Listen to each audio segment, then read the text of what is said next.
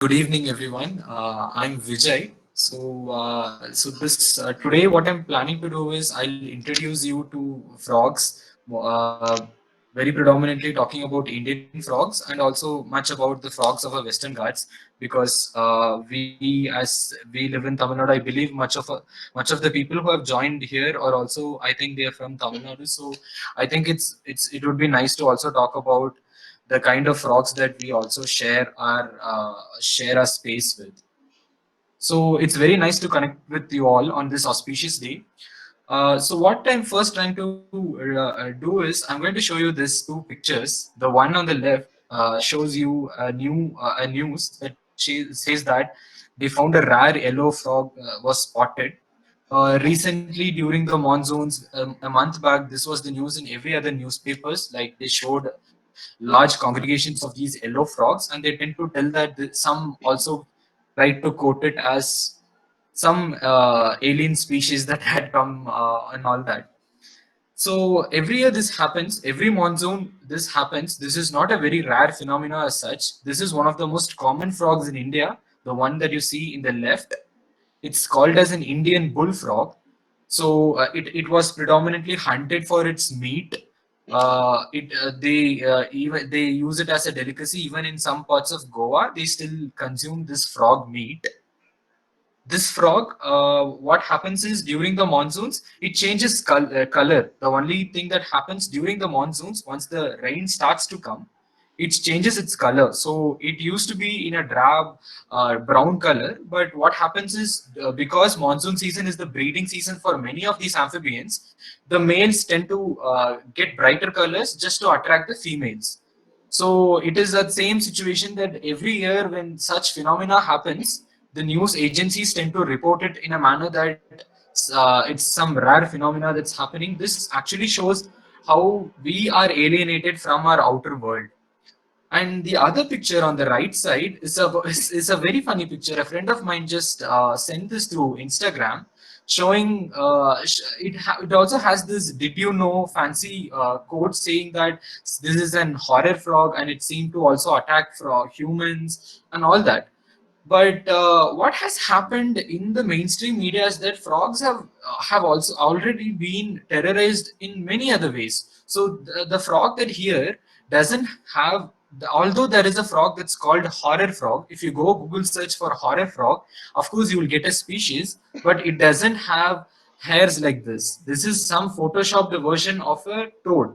This is no frogs will have hairs like this, because predominantly frogs use their skin to for or their respiration purpose. They breathe through their skin, so they cannot afford to have such hairy skin. And the problem is people, this is what is the current state of our understanding about frogs.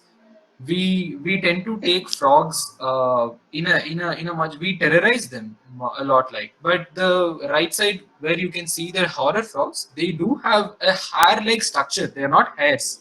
So during their breeding season they develop a hair like structure.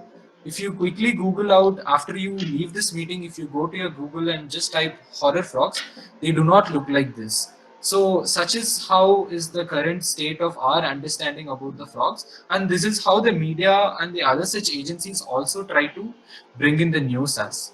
So with that, I would like to first ask people if you think frogs are the only amphibians.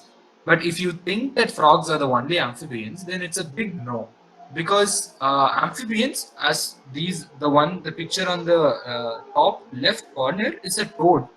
You can see it has some features that I'll explain in the next slide why it's called a toad. But predominantly, frogs and toads are not just the amphibians. We also have another amphibian which is called Sicilians.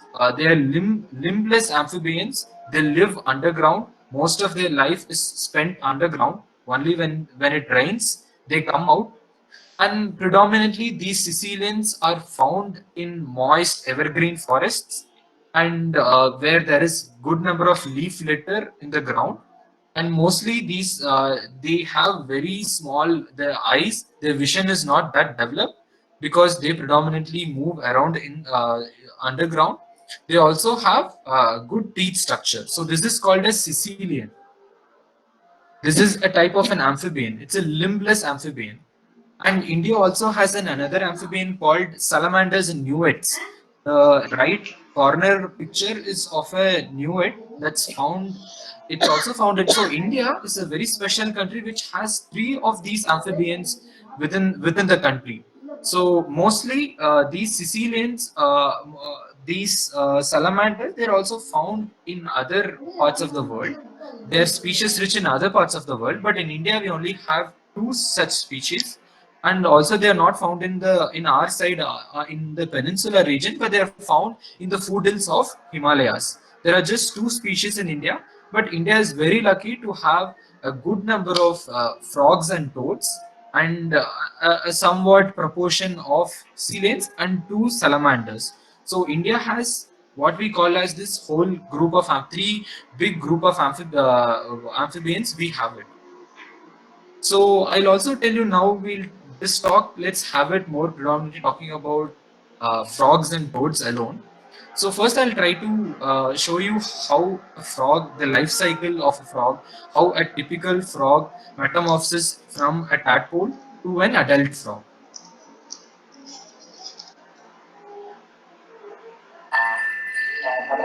Here is a frog that's vocalizing and it's attracting the female. And once the female says okay, they go on to have amplesex, which is mating. And once they mate, the female releases the eggs and the male spreads its sperm on top of the eggs and fertilizes the eggs. So the eggs slowly develop,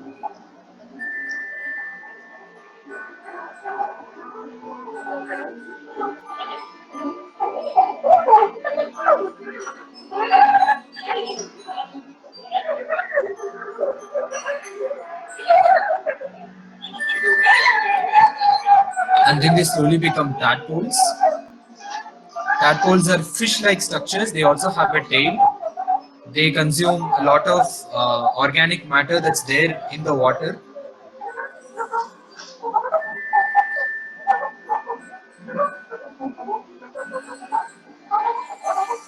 Slowly they get their hind limbs and their fore limbs, and slowly their tail size also reduces slowly.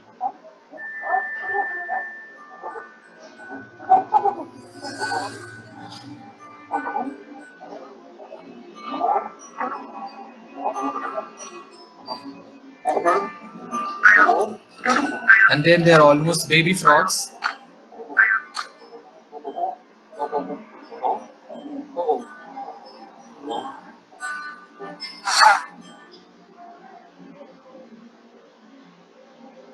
And the life cycle continues.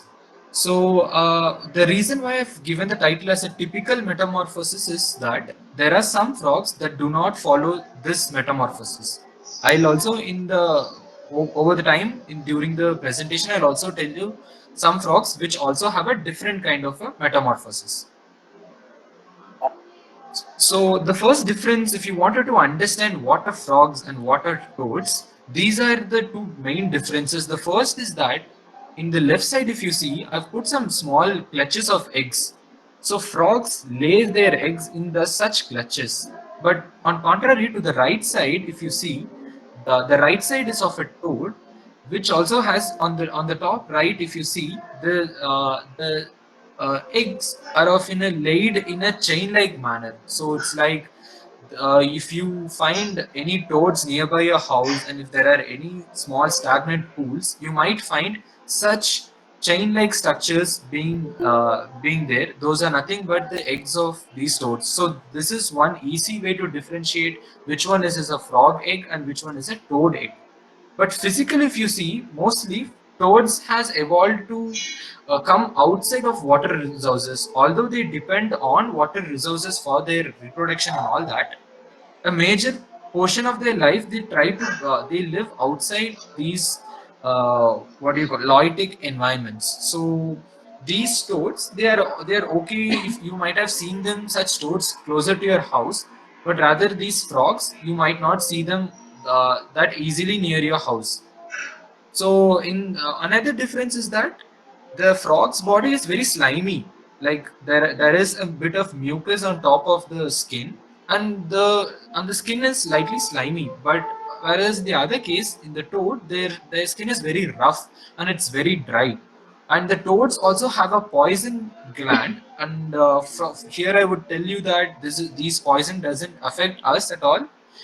In India, there are no poisonous frogs or as such, but these are things that are used to as as an adaptation to get away from its predator. So when a snake tries to predate on a toad, what happens is on its back it has a gland which secretes this poison.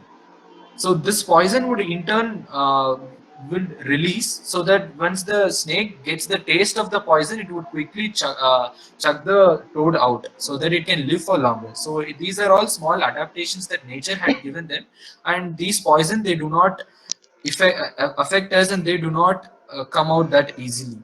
And another thing is, toads on the other hand, their legs are very short because they tend to walk a lot than hopping. But rather, the frogs they do have long legs because they hop. So these are main key differences about frogs and toads.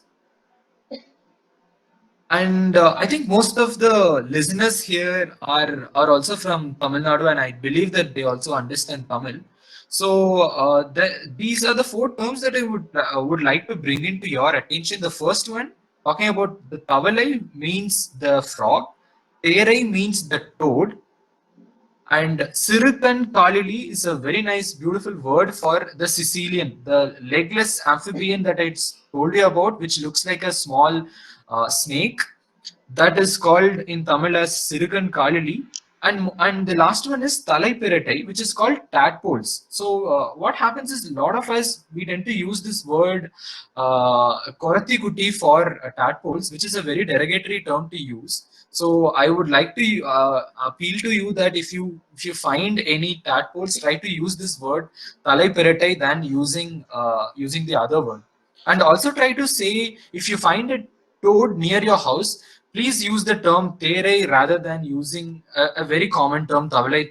Though tavalai can include both frogs and toads, but then we also have a separate term to indicate toads. So a lot of time people would ask, why should we care about frogs at all? So the question is right. The answer is right there in your left side. If you see the picture where this fellow is eating, and there are a whole lot of insects in his house, which brings in that the importance of frogs in our ecosystem. So in within our ecosystem, frogs are predominantly have acted as prey for snakes and several other, say for example, birds and several other organisms. So it is all intricately connected, not one species. Every species is connected through this food web. And when I talk to you about their importance, they're also very important, and they give us a lot of ecosystem services. By ecosystem services, I mean that a lot of stagnant pools around your home might attract mosquitoes and several other insects. So if you have frogs around them, and of course they're still there, of course not in many other metropolitan cities, but in small villages we do have frogs closer to your house, probably toads, and they eat a lot of insects that are coming inside our houses. So in that sense, they do a lot of these ecosystem services in terms of in an urban setup, but also in terms of agriculture. They also, say for example, a lot of common frogs, they prefer paddy fields or agricultural fields. So these are the fields where you get a lot of insects, and these frogs in turn eat them. And these frogs are even eaten by a snake. And there are owls and other such raptors that feed on such snakes. So this is a very intricate relationship.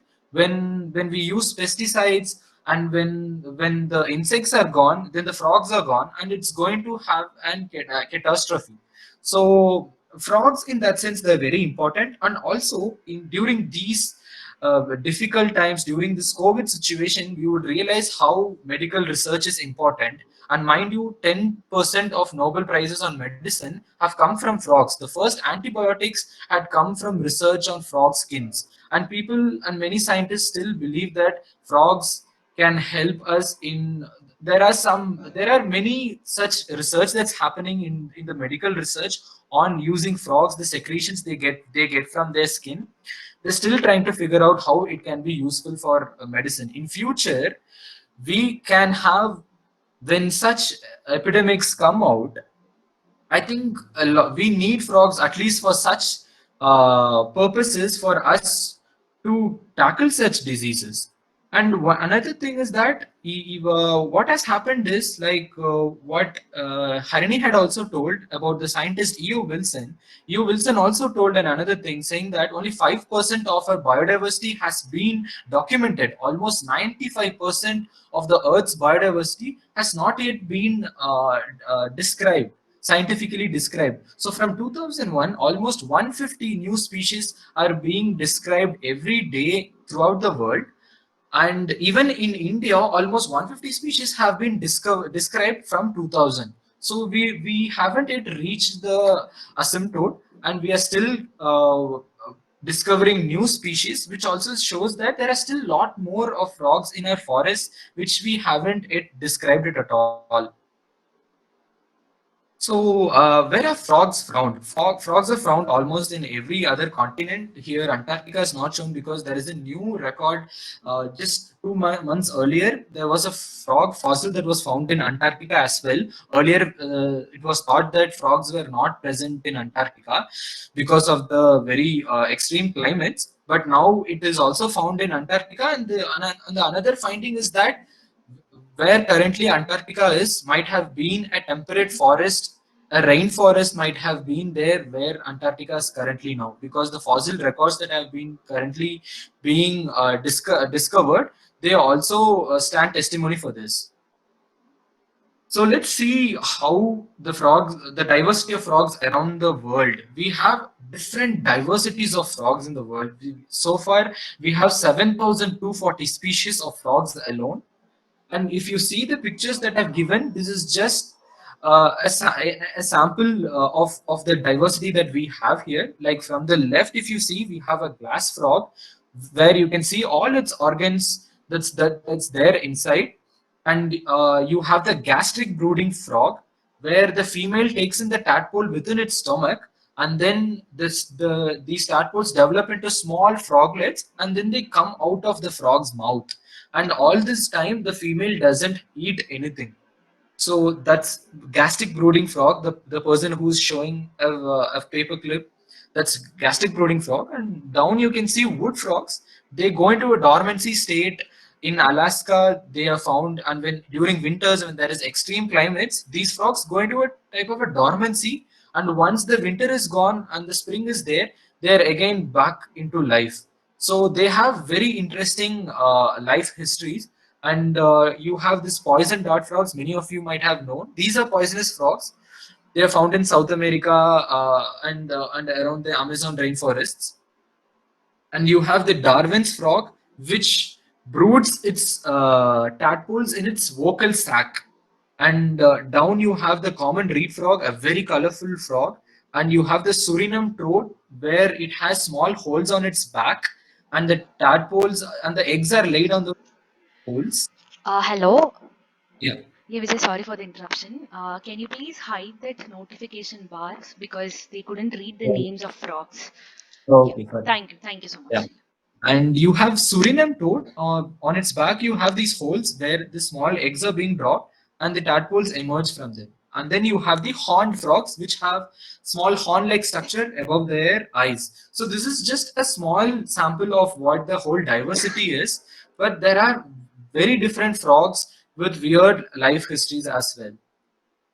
So not just frogs also use sounds to communicate much, and they also have this thing below their throat called as vocal sacs.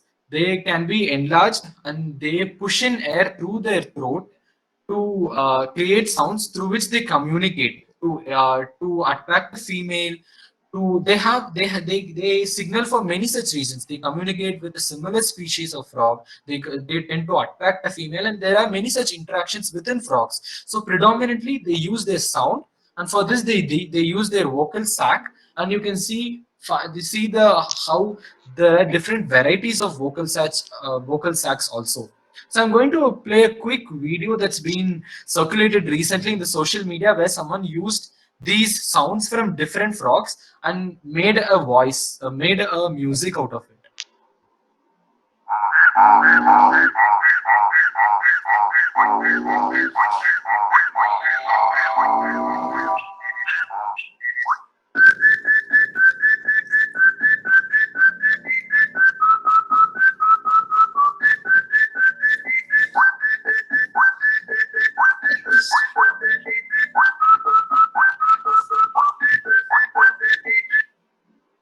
Hope you enjoyed it like I did.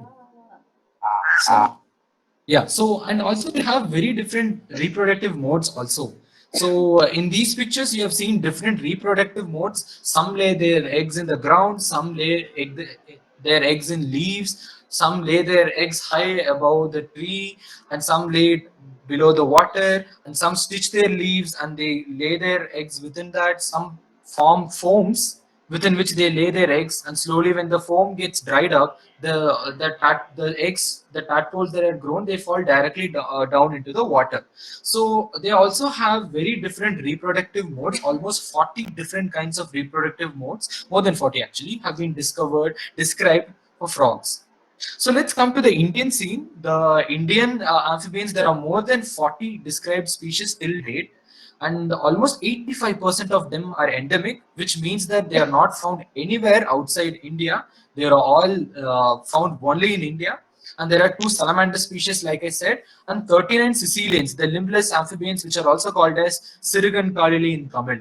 And they also tend to occupy a wide variety of habitats, right from the rainforests to even the Thar deserts. We do have amphibians occupying a wide area of habitats. So let's also quickly I'll go through the kind of how the amphibian research had progressed.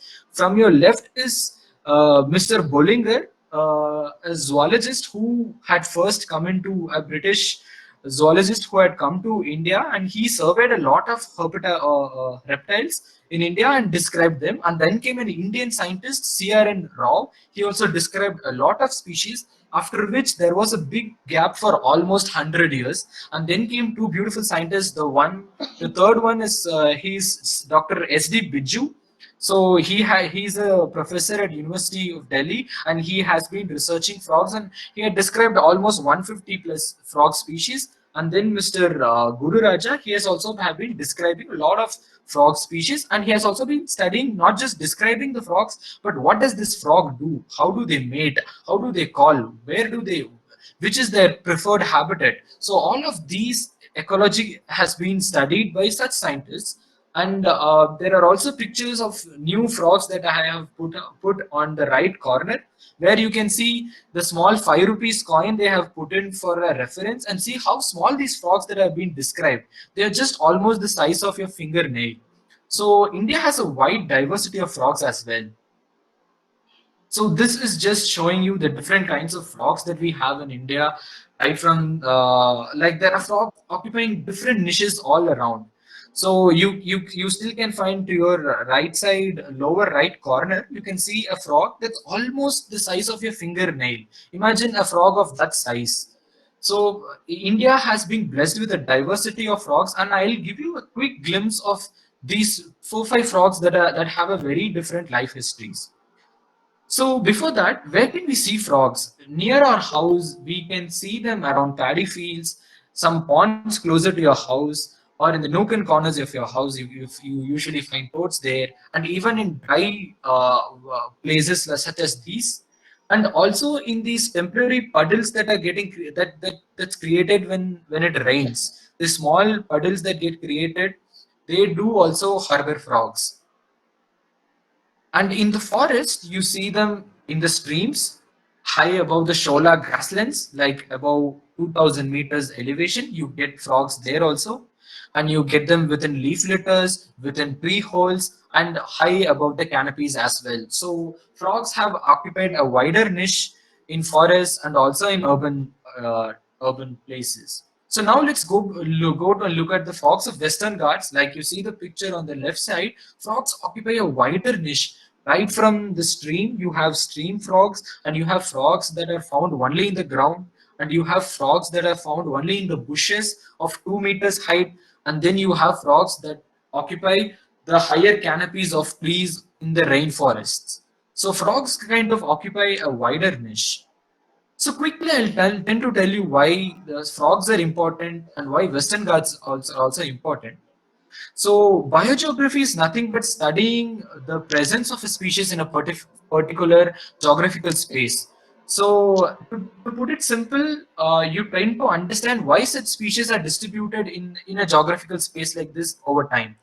So you might have heard a lot of times that people say that this species is found only at this particular geographical space. They are not found anywhere else. They are found only within 100 kilometers. They are found only in 200 kilometers. Why such thing happens? Frogs are a better example for such things. So to your left side, if you see the Western Ghats towards the west coast of India, and there are major two passes that actually break the Western Ghats. Within Tamil Nadu, you have the Senkota Gap down south and the Palakkad Gap between Kerala and Coimbatore.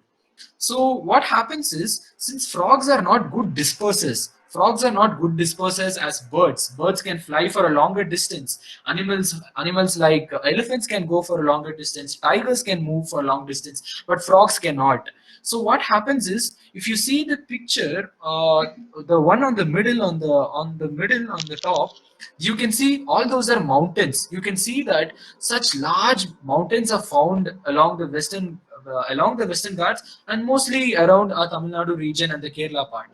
This is called as Southern Western Ghats, and there are a lot of these mountain ranges that are broken up, and these mountains they also act as barriers. So frogs from one mountain range they can't go to another mountain range. Say for example, there is Palakkad Gap, which is of almost 27 kilometers, and a frog that's in the other side of the Palakkad Gap cannot move to the other side just because they are blocked, and there is no climatic conditions that prevail that could accommodate such frog species to move. So this is why frogs are being concentrated as pockets within our Western Ghats, and that's exactly why we should also try to conserve our Western Ghats. Because frogs, like I said, they're all distributed as small pockets. Some frogs they might be only found around 10 kilometers of radius. They will not be found anywhere in Western Ghats or anywhere in the world. That's how frogs are being distributed in Western Ghats. So one such frog is an ancient frog. Say they have been evolved more than 65 million years ago, like much way more before than when humans came into this world. So these frogs are called as dancing frogs. They are named dancing frogs because they have this food flagging behavior where as the cartoon there on the top right corner you can see they take their hind limbs up and they spread their limbs so that they flash their webbings. So why do they do this? Just because that if you're in a cinema theater or if you're in a closer to a screen, you cannot just hear the other person who's talking to you if he's just 2 meters or 5 meters away. Then what would you do? You can't shout at him. Rather, you use hand signals or any way to communicate with him. That's the same thing that happens with these frogs. They cannot communicate because the stream in itself has a lot of noise. There are a lot of noise that is being spread out. So what happens is these frogs have now evolved having a different kind of communication where they flash off their legs. These frogs are also endemic to Western Ghats. They're found in fast flowing and slow flowing streams in our forests. And there are almost 24 species of such frogs within our Western Ghats, right from Maharashtra to Tamil Nadu. So I'll quickly show you a video of how this thing happens.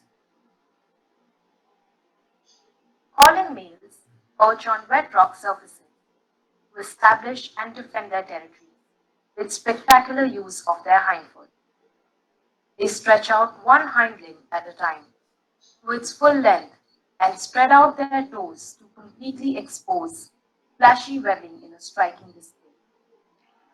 It may be amusing to human eyes. For frogs, it conveys serious messages. For other males, the messages go away. And for females, the messages come to me. In case an intruding male is not intimidated, the defender of territory kicks its rival like a kickboxer. Okay. So, like the video says, they use this communication for two ways. Still, the scientists haven't found out for what exact purpose that they do this fruit flagging behavior. Is it either to, show off the invading male or to attract the female? But both can be true in this case. And let's talk about the other interesting frogs. They are called as bush frogs. They are called as Rochester species. They are quite rich in diversity. Almost around 40 species are found in Western Ghats. Like I said, they are called bush frogs because they are found around 2 meters of height from the forest floor. They're mostly found in evergreen forests and moist evergreen forests and rainforests. And here I would like to bring in your attention to the frog that's called Rochester's Charles Otis, which is there on the left side of the picture. So this frog stays within these bamboo clumps that is found along the streams of Western Ghats. So what it does is it has a very interesting reproduction mode. What it does is it calls and it mates, and what happens is if you first see the left side of the picture, the frog enters, the female enters through a small slit that's there in the bamboo. These frogs are very small, and these slits are also very small. These slits may be formed by any natural condition, and they tend to enter into the slits, and then they go into the bamboo and they lay their eggs.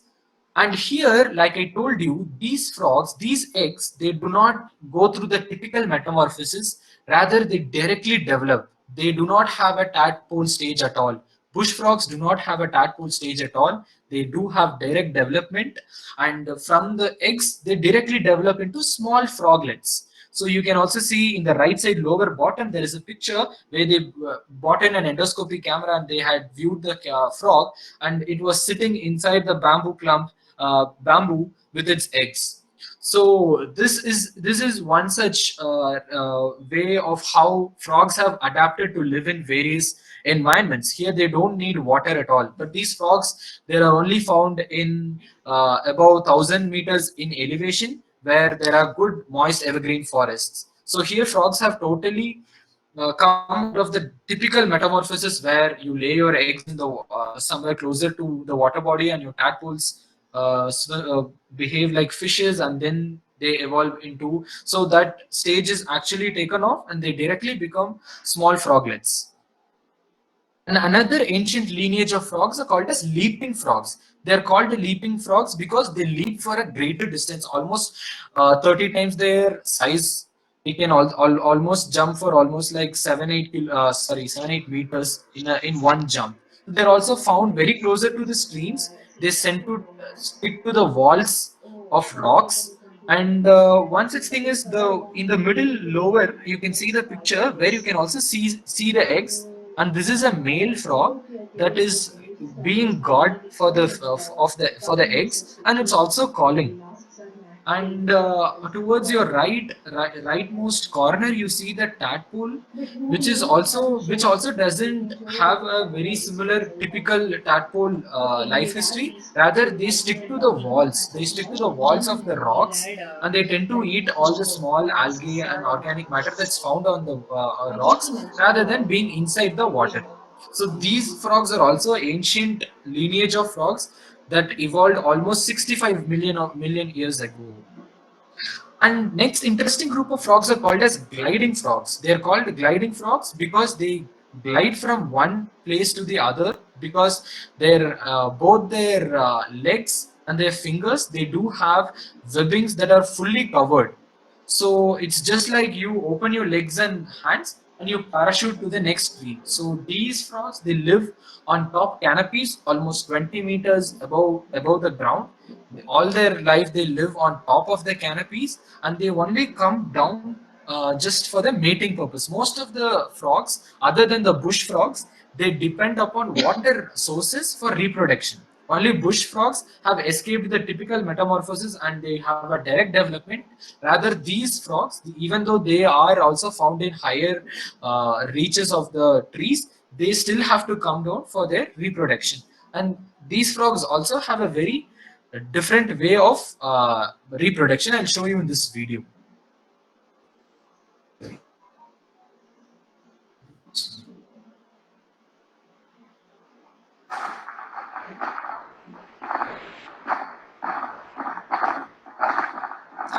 Here is a frog. Just see how small the male is. Usually in frogs, the female is much bigger than the male. Here the male is in amplex.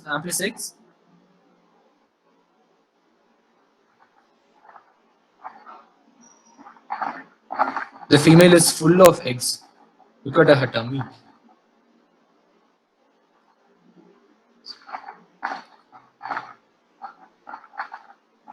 So now what happens is the female is laying her eggs and she is also gradually making this froth so that the eggs stick onto this, and the male would also release its sperms so that it fertilizes. You can also see the small eggs within the froth. And these they do it right above a flowing stream. So later, after 20-30 days, this froth will dry up. So then the tadpoles would directly drop into the water. So then the tadpole then becomes a froglet. And another interesting species that was found very recently in 2003 was this purple frog. Lot of it also gained a lot of media attention just because that these frogs are Gondwanan relics. These frogs have seen a lot of extinctions. These frogs have the closest related relation to this frog is found in seashells. So it has been hypothesized that when we say that India has broken from the Gondwanan land, such species are living examples of such phenomena that we have unearthed with our science. But such species act as the living examples. So this is a frog that lives only in underground. It doesn't come out at all. It only comes out for 15 days or so during the peak monsoon, not the peak monsoon, the initial monsoon period, just when the rain starts, and they come out from the ground. They call, they mate, and they lay their eggs closer to a stream, and then they go back into the soil again, and then they are not seen for the next till then they are not seen at all. So almost they just come out only for their breeding, and then they go off into the ground. I have another video to quickly show you what happens. Here is how the frog is coming out from the ground. These frogs are also found in Western Ghats. Pours out its love call while still underground. It must be the shyest suitor animal.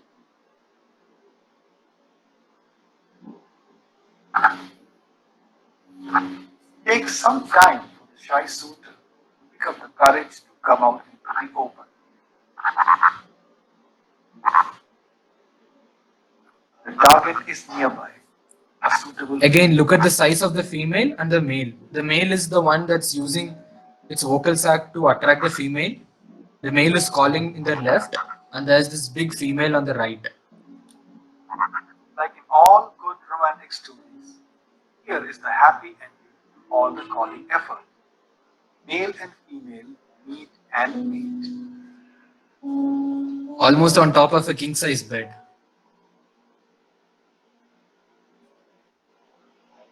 Honeymoon lasts for only about 2 weeks. After that, the frogs retreat to the dark depths of the earth.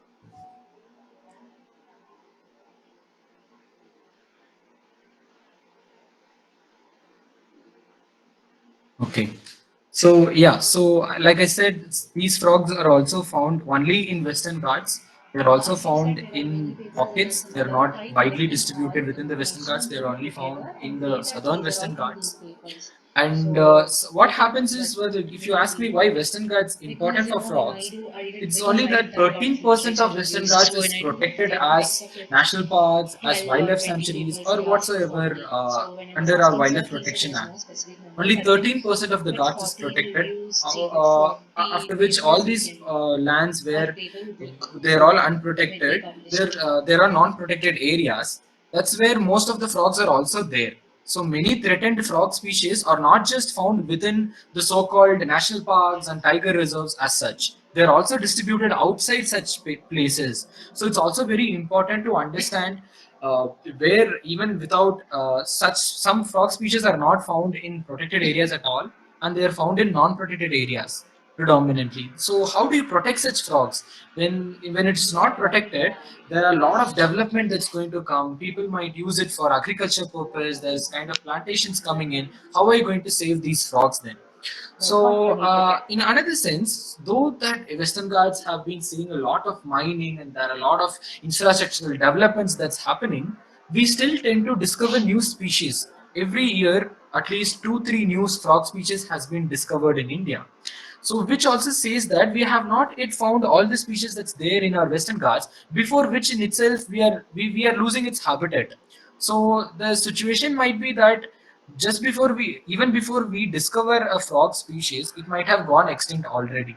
So that's the kind of situation that's there currently in our Western Ghats. And a lot of these frogs, the ecology of such frogs, the natural history of frogs, like how do they mate, what do they do, how do they attract the female, what kind of preferred habitat do they have, all of such things have not been studied at all. So before which the frog itself can go to extinction. There is almost the IUCN, which is an international body that says that almost 40% of the frogs that's found all over the world, they are threatened with extinction. If there is a big climate crisis that arises, if there is any disease that spreads like COVID for amphibians, and in fact there is a disease like such like that for amphibians, then the whole population would wipe out. So it's very important to understand such needs for frogs, and it's very important to voice our opinions to conserve such piece of land. So in 1990s, some scientists had found that they were seeing that there were large populations of frogs that were getting extinct from the places that they know there were a lot of frogs. That such things were happening around the world, and scientists came to know that this is because of a disease called as chytridomycosis, which is a fungal disease which attacks frogs, wherein the frog's skin gets dried up. You can call it as the COVID for frogs. It has been long been there. It's been there for almost 3 decades now. Lot of amphibians around the world in North America and South America, a lot of amphibians have fallen prey for such diseases, and they have been wiped off. Like in the picture that you see, they have been wiped off from the streams that they live in completely. So such a situation might also come to India. So recent research also says that this disease is slowly spreading in Indian forest as also. And another thing is habitats are being fragmented. Today, Western Ghats is fully fragmented. There is no one big patch at all. So what happens is, because of these fragmentations, frogs cannot move from one place to another place, such that the genes are being diversified and there is a good genetic diversity. So such things have been an hindrance, and there is an inherent habitat loss that occurs due to a fragmentation, and there are new dam constructions that come up, which also take off large pieces of forest land. And there is also this introduction of invasive species that do not belong to our country. Say for species such as lantana, parthenium, they do not belong to our country. They tend to invade. These are exotic species that grow everywhere in the forest, and they are not good habitats for our own species. And there are a lot of monoculture plantations like teak plantations, tea plantations. They are all monoculture plantations which are not very great frog friendly habitats. And then there are other problems such as linear intrusions, like roads passing through forests, like pipelines being put through forests, like uh, electric poles that have been put inside forests. These are all are distractions that's happening for the frogs habitat. And in an urban setup, in an agricultural setup, there are pesticides which cause such malformations in frogs. Like you can see the top two frog pictures where they have deformed legs, and you might there are a lot of cases of such instances where frogs they don't have one eyes, or they might have another third eye, and there are another leg. All of such deformations are forming because of the pesticides that's been there within the paddy fields or agriculture fields that we have been using. So let's also try to quickly see the neighborhood frogs. I'm going to also play their sound. So in case these are all frogs that you might find around your houses, be it you live in Chennai, or you live in Tirunelveli, or you live in Coimbatore, you might probably see all these frogs mostly during the monsoon season. So I'll quickly play each of these frogs calls. So probably later, probably even during now it's monsoon season. Now it's the mating season for many of the frogs. So you can identify them. This is called you find them in wells, stagnant pools. They have an upward facing eyes. And the next call is of cricket frogs. Oops.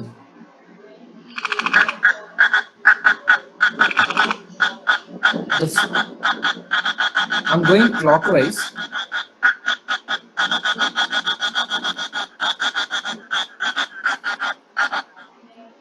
So the next frog I'm going to play is called as Microhyla rubera, which are called narrow mouth frogs. They are very tiny frogs. Again, you can see them if you watch out carefully during the monsoon season.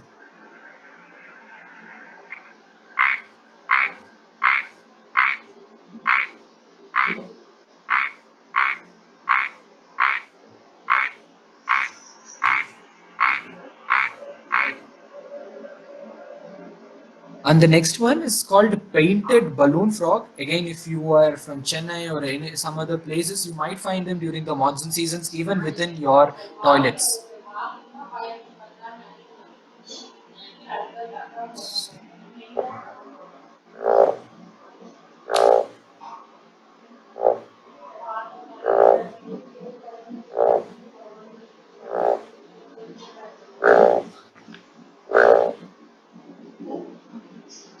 This is been in the next frog towards the left corner is called as the bullfrog that I told you, which will have a very drab brown color during the non-breeding season and would turn into yellow during the breeding season. So this is how it calls.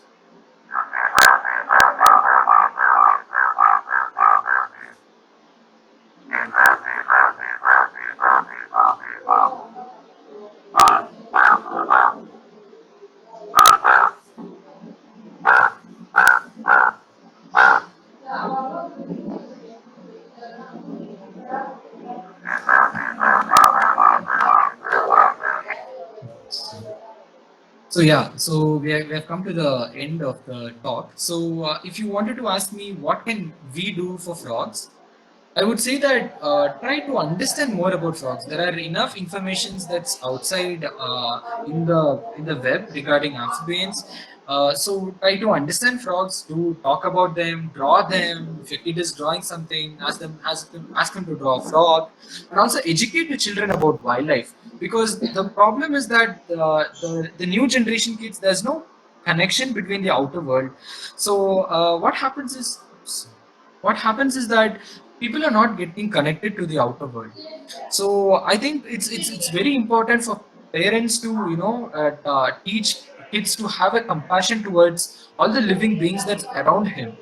So, and another thing is, if you are out for a vacation and if you're going to some hill station, make sure that you're not bathing in the streams and waterfalls, because the amount of soap and other ingredients that you are putting into the water, it greatly affects frogs.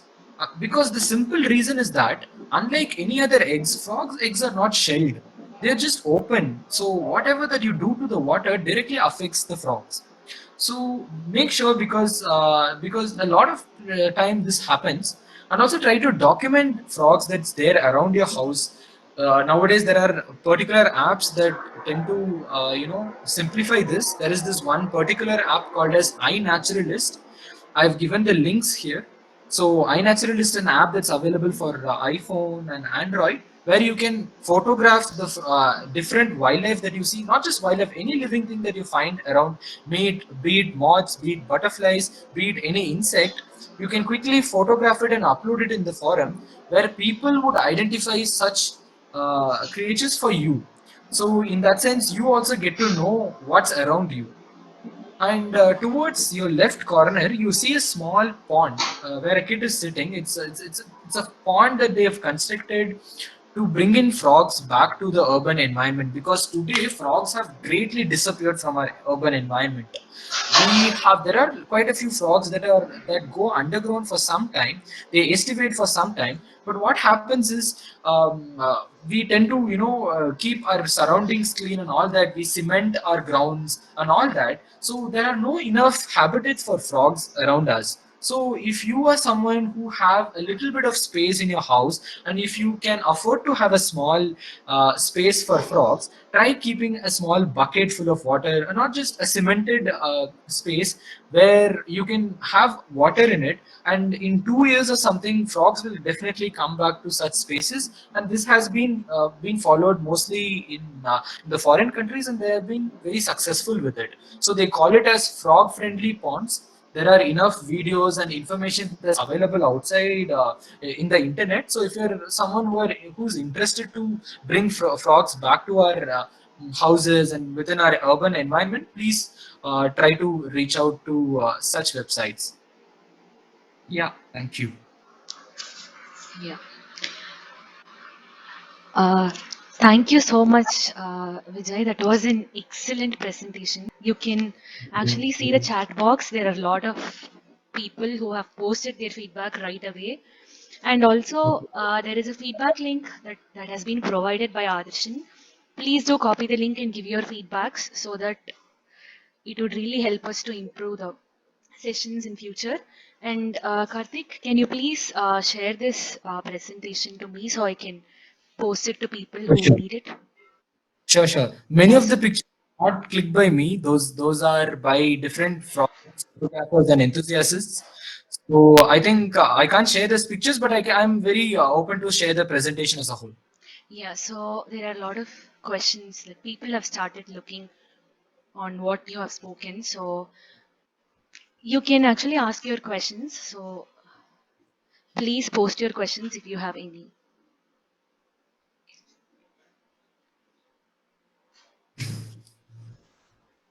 Yeah, so Okay. I can see a question down. Ram has asked this question: do all frogs require water to reproduce? Mostly, many of the frogs need water to reproduce. The only frogs that do not need water to reproduce in India are these bush frogs. They're called this Rochester species. Like they said, they're independent of water bodies. They can reproduce independent of water because they can place their eggs. They do bury their eggs. They place their eggs on top of leaves so that they directly develop into small froglets. So where they totally eliminate the tadpole stage.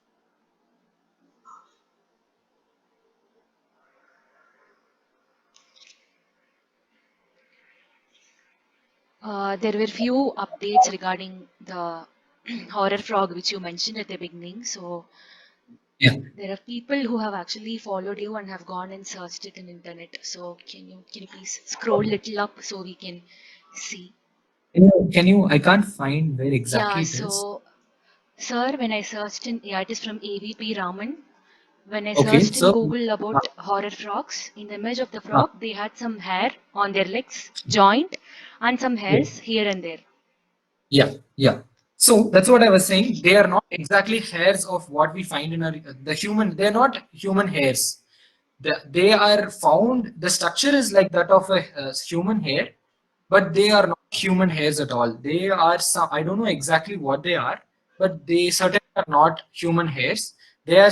These hair-like structures. They come out only during the peak breeding season. So probably there might be something where they attract their females with such things, but I do not know much about it. But the same horror frog people have also noted that they break their bones, and make them as their claws. So such things do happen, but there is no such thing that it'll it is something that these frogs will attack humans or such or anything. These frogs, they do have it. Say for example, if suddenly a snake had swallowed it, it would use whatever mechanism that it has to come out of the snake's mouth. So it's exactly that's it's what is happening. But predominantly, it's the media that has terrorized such news. Okay. Thank you, Vijay. And there is another question. I couldn't actually understand the question. Sir, can you please unmute and ask your question? Sir, Dr. Mohan Kumar, can you please unmute and ask the question? He has posted it like, I have doubt about the noise arise, same beat continuously. How is it possible? So I think he's asking the pattern of noise that is being produced by the frogs. Sorry, I missed it. Can you tell it again? I have doubt about the noise arise, same beat continuously. How is it possible? So I think the pattern of noise which is made by frogs, that is what he's trying to ask, I guess. Sir, if I'm wrong, could you please unmute and ask your question? Please feel free to unmute and ask. There's no problem. Please talk to me in Tamil as well.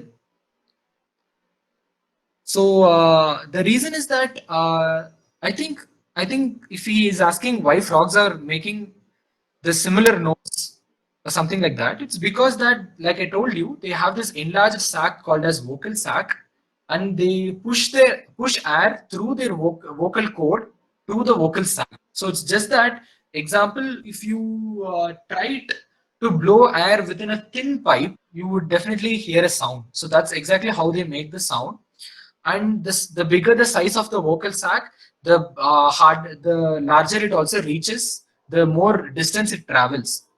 So if you are asking me how it is able to, that's how it is. If you are asking me how it continuously makes that sound, that's how the frogs make the sound. Okay. I do not have much answers for that. Yeah. So the next question is there any books to help in identification of frogs other than the one by Mr. Guru Raja? Oh, the other than the one by Guru Raja, there is a book that's called as the Book of Indian Reptiles and Amphibians. Again, they are not well documented, but other than Guru Raja, there aren't much resources that's available. Certainly, in a year or two, I think we will get a good field guide like how we have for birds, we have butterflies, and we have moths. I think certainly we will have a field guide. But for now, I think there are good resources online. So there is this website called as www.indianamphibians.org. So it's a website where you can go and search for frog pictures, and you get to know more about them. So I think mostly the information is spread all across in the web. There is no one source where you can quickly go and refer to. Yeah. So Miss Kanmani has a very interesting question. Mom, can you please unmute and ask the question by yourself? So please feel free to unmute and ask your questions because we might miss out few questions when it is posted in the chat box. Hello. Hi. No, it is me. She hasn't unmuted herself again. Okay, so no problem. She has anyway put the question Yeah, here. yeah. Let So, me. So the yeah. frogs on the window grills on second floor. Wow. During rainy seasons, and snakes climb the grill to catch these frogs. It's very frightening. So we try to shoo off these frogs by sprinkling salt water. No, please don't do that.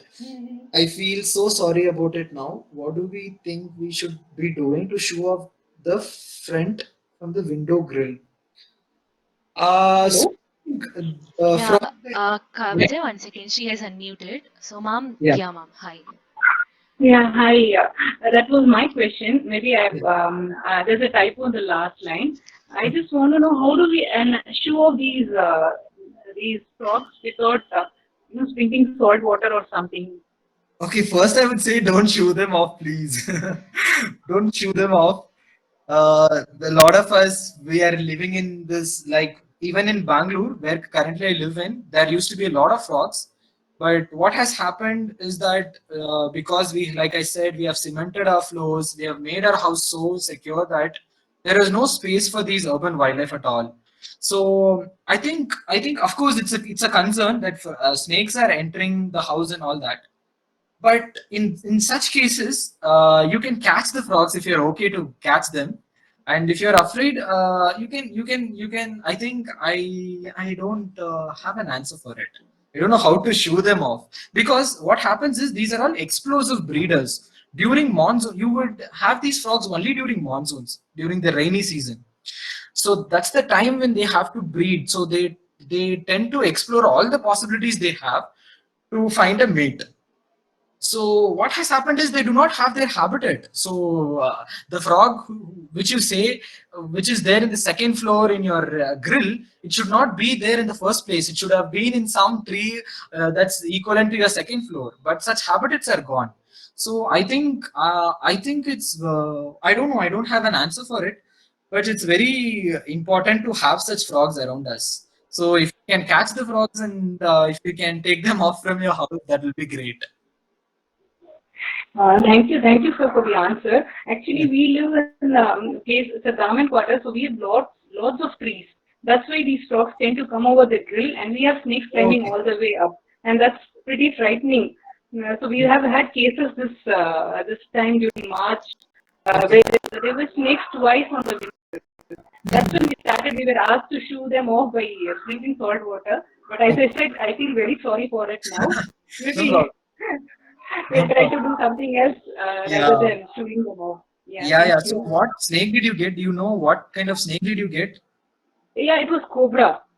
Oh, cobra. Okay. Yeah, it was late night, maybe around 9:30, and Hmm.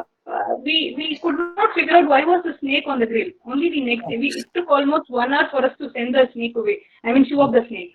Then Yeah. the next day, we found out there were all these frogs which were jumping pretty high up to second floor, No, yeah. and maybe the snake could have been there to catch those frogs. That is Yeah. our assumption, Yeah. Yeah. Yeah. Yeah. and Probably that could be because of true as that. well. But the frog could be this common tree frog. So these Yeah. to climb, like even like you said, second floor, third floor. Also, they are found. They might have also been seen within and all that. But I do not exactly know how you can, keep them off from your house. But if you're okay to catch them or to, wear a plastic uh, in your hand, and if you're very frightened to catch the fish, then wear a plastic and then quickly take it off and put it. Maybe we'll try that next time. But actually speaking, I have always had an aversion for frogs, but your Yes, presentation today has brought a liking towards frogs. Thank you yes, so much. believe me, even I was in the same side like 15 years back. Even I do not like frogs. But later, when I was also introduced by someone like this, I also began knowing about frogs and the kind of diversity that we have in India. It's not just that frog we usually find closer to our house, the toad, the common Indian toad. That's not the only frog that we have.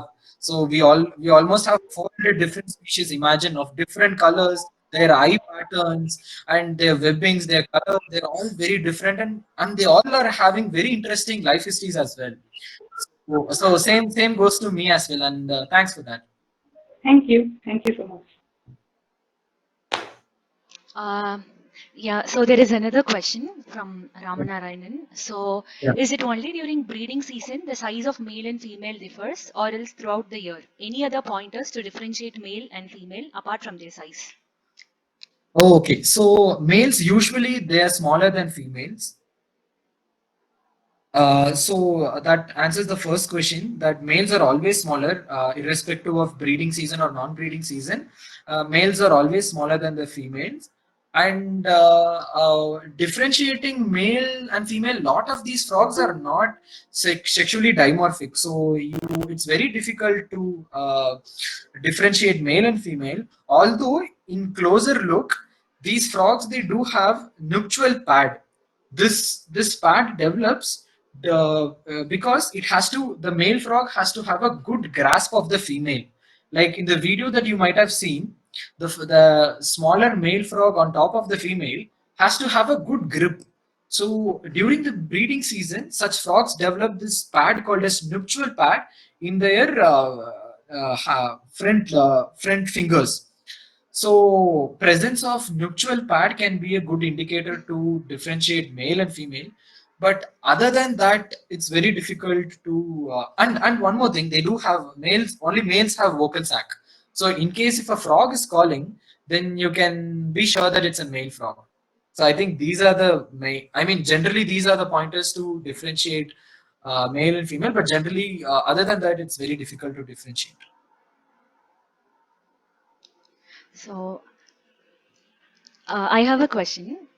So Yeah. is there any pheromones associated with frogs and their reproduction? So this is also an active field of research now in frogs. Not pheromones as such, but the vocal sac that I told you about, though they also use it to communicate, they also use it for chemical signaling. So some frogs, so in Indian frogs, it has not been explored much.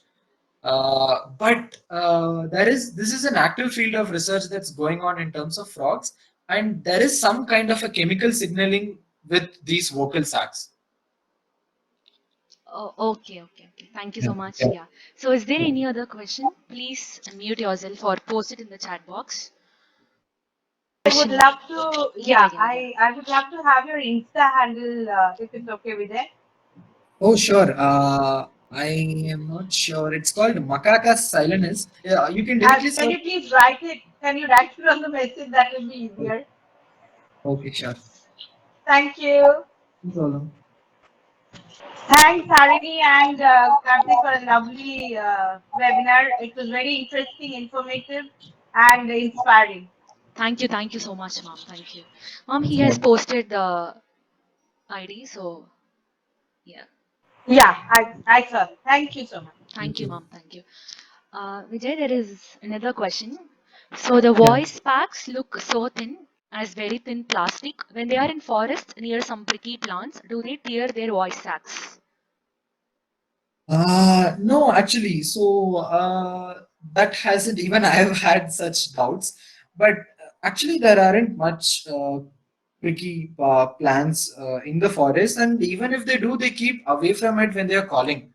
So a lot of time, what happens is they do also fight a lot. These when there is two interactions between male frogs, two male frogs do interact and they fight because it's about because anyway the better male gets a chance to mate with the female.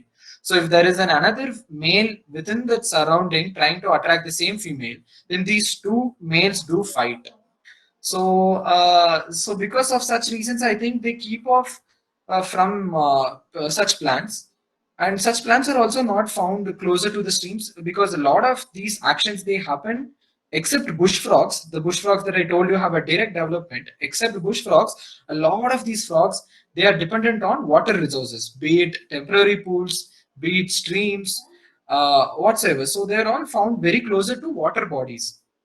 So such water bodies, I also forgot to tell you on today in Vinayaka Chaturthi, such water bodies are going to all these idols. They are going to be immersed in those water bodies, and imagine the kind of chemicals that would go into it, and already the kind of diversity that we find in our urban setup has greatly reduced, and such things would also affect frogs a lot. The small populations that we have within our ponds and other stagnant water bodies. I think during such seasons and all that, I think most of the frogs also tend to die up soon because they breathe through their skin. So it's very difficult to take in all of those chemicals inside. So yeah, that is also a matter of concern. But yeah, answering your question, I think that's not a problem. At least I haven't come across such cases. There is another question. Are toads poisonous? So Toads are poisonous, but they are not. They won't kill humans. These toads, if you see them, they have a white mucus secretion that comes out from its poison glands. But they do not. It just spreads on top of its skin, just because to avoid predation. That's the only reason why that poison is out. But in no way it affects humans. So there are no poisonous toads or frogs in India. So there's only these poison dart frogs. They have poison on top of their skin. So that can kill even human beings. So that's the only poisonous group of frogs that's found in the entire world. These dark frogs, again, they are so colorful. They come in different colors, but then of course their skin has these poison secretions on top of it. But in India, there are no poisonous toads or frogs. Oh yeah, they're in white in color. These plants are so cute. Yeah. Thanks. It's just that we have to, like, if we develop this habit of looking at our outer world closely, I think we can appreciate the kind of life form that surrounds us, right from the gecko that's there in your house. Of course, a lot of us have certain even for frogs, even for lizards, we do. But I think it's very important to break that mental thing and just go very closer to observe. Probably that is where there are a lot of answers. Vijay, there is this You another told question. you Yeah. told gives itchiness once we catch them. They do very temporarily. They do. So sometimes even toads and certain frogs, they also quickly pee on you once you catch them. That is again is a way to escape from predation. So sometimes when I'm working on frogs within the forest, when I try to catch some frogs, they do had peed on my hands, but then I haven't had any itchiness. But they might sometimes have, but they are very temporary. So it is not advised actually to catch frogs. So if anyone of you who's interested in reptiles, or if you or anyone someone who would catch frogs or snakes, please refrain from catching frogs, because the problem is, like I told you, you might know how the COVID scene is now in India. Imagine a similar type of disease that has been already there for amphibians for almost 30 decades. They have been going through a lot. So do not catch frogs and toads with your hands unless and until it is very necessary, because the chemicals that there in our hand might actually affect them, because like I told you, their skin is so sensitive, and it also has mucus, and it's also very wet and slimy. So if you remove moisture out of their skin, it's very difficult for them to survive. So I would strictly advise you, unless and until it's necessary, refrain from catching snakes and frogs. And if you're catching them, you should have a proper protocol. Like we do use gloves in the forest to catch frogs and all that. So you should follow certain protocols, just that you're not spreading the disease. Also, like I told you, if someone is interested to understand these frogs and all that, use that application I told about. It's called iNaturalist. So it's a free app that you can download it, where you can click pictures of different life forms that's around you, and people will ID it. Thereby, it also will be useful as a citizen science activity, where people get to know. Say, for example, you see a frog and photograph it and put it. The people who are working on such group of animals, they might not know the presence of this species. So the distribution of the species, it can help in a lot of understanding the species as well. So if you're someone who would like to contribute to it, please visit this website called INAT. It is also for Android and systems. Uh, Hello. Yeah. See, there is this another question. So, are the poisons of toads also poisonous for dogs or cats if they lick them or intend to eat them? I am not exactly sure. They might not be poisonous, but of course, they might be temporarily. There might be some reactions to it, but they wouldn't kill dogs or cats. But some temporary, something might happen, but I'm not sure what exactly would happen. But yeah, they don't kill dogs, but there will be a temporary reaction to it. Is there any other questions? If not, then we'll close the session for today. So, Vijay, do you have something to add on to what you have told already? Nothing much. That's it. Yeah, okay. So there is no session tomorrow, so the next session will happen next Saturday or Sunday, and we'll send the posters and registration links by Monday. Yes. So thank you so much, Vijay, for actually Thanks, bringing Harini. bringing all of us out of this thing called uh, that feel which we get when we see the reptiles. So Yeah, I think I'll yeah, start reading more on frogs and other reptiles. Thank you so yeah. much for uh, Thanks a lot. Thanks a lot yeah, for yeah, yeah. listening. Thank you so much for joining. So please fill the feedback form. I'll also circulate it in the WhatsApp group and you will get the presentation shortly. Thank you so much. Have a good evening. Thank you. Thank you.